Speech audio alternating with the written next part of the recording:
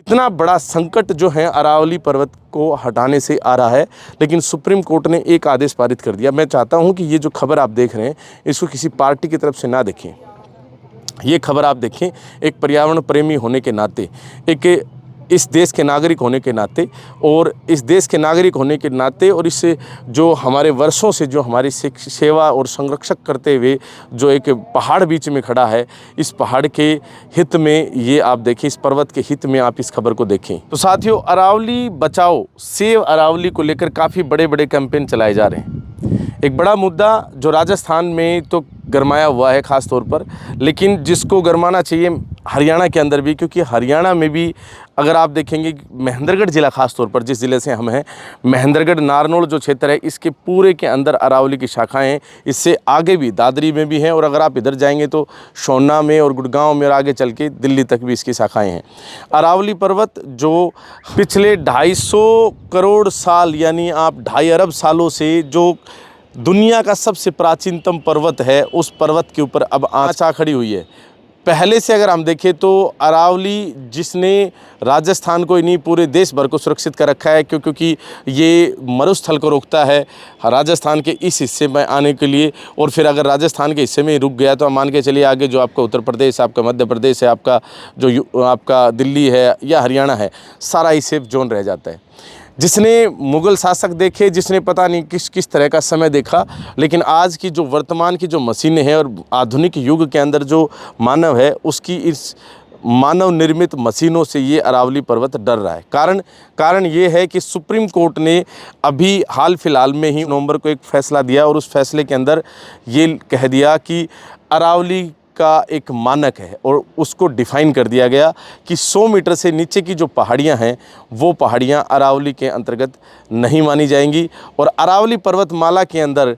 ये जो ऊंची ऊंची पहाड़ियां हैं, जैसे हम जहां खड़े हैं, ये महेंद्रगढ़ ज़िले की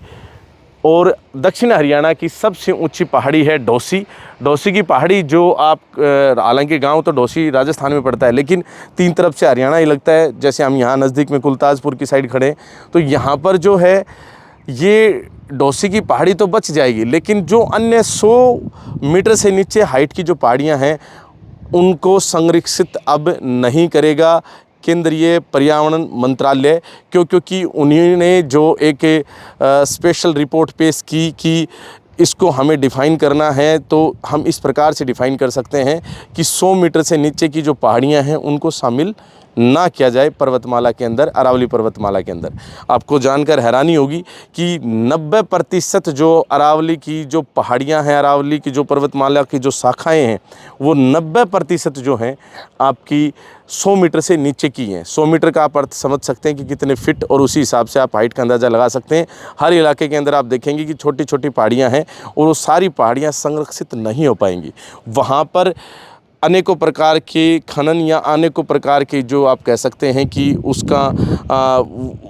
उसको वहाँ से हटाया जा सकता है। अरावली को डिफ़ाइन किया जाए। जब सुप्रीम कोर्ट ने ये कहा तो उसके बाद जो है पर्यावरण मंत्रालय ने जो एक रिपोर्ट पेश की, तो उसमें यह आया कि 100 मीटर से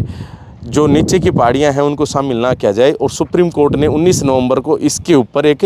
आदेश भी पारित कर दिया कि हाँ, ये सही है, हम मानते हैं कि अरावली पर्वत जो है उसकी 100 मीटर से नीचे की जो पहाड़ियां हैं उनको संरक्षित करने की ज़रूरत नहीं है, और इस प्रकार से तो पूरा अरावली ही ख़त्म हो जाएगा। 100% में से 90% अरावली जो है वो 100 मीटर के नीचे की पहाड़ियों से बना है। अरावली जो इस तरह की वनस्पतियाँ आप देख रहे हैं, जो जिसमें जंगल है, जिसमें जीव हैं, जिसमें जानवर हैं, जिसके अंदर वनस्पतियाँ हैं, जिसके अंदर बहुत सारे मंदिर भी हैं, जिसके अंदर बहुत सारे खनिज लवण पदार्थ हैं, जिसके अंदर लोह अयस्क और पता नहीं किस किस तरह के जो है मटेरियल हैं, उन सभी को ख़त्म करने की परमिशन दे दी गई है। मैंने कहा ना कि जिसने हमारी 250 करोड़ साल जो है ना सुरक्षा की, चाहे बाहर के विदेशी आक्रमण रहे उनसे, या फिर आप कह सकते हैं कि प्राकृतिक अगर हम बात करें तो चाहे रेगिस्तान हो उससे, जिसने हमें पानी पिलाया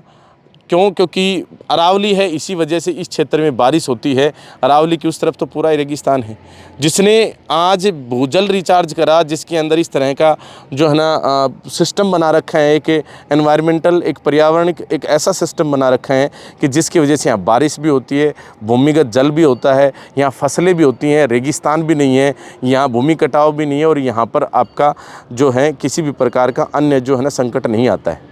लेकिन जिस समय मान के चलिए कि अरावली होगा ही नहीं, क्योंकि सुप्रीम कोर्ट ने तो आदेश पारित कर दिया है और इसकी तैयारियां कर ली गई हैं कि किस प्रकार से इस अरावली को यहाँ से हटाया जाएगा।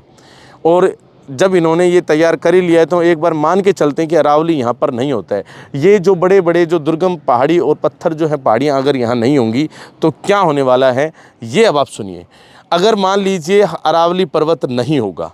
तो क्या दुष्परिणाम रहेंगे, वो सुनिए।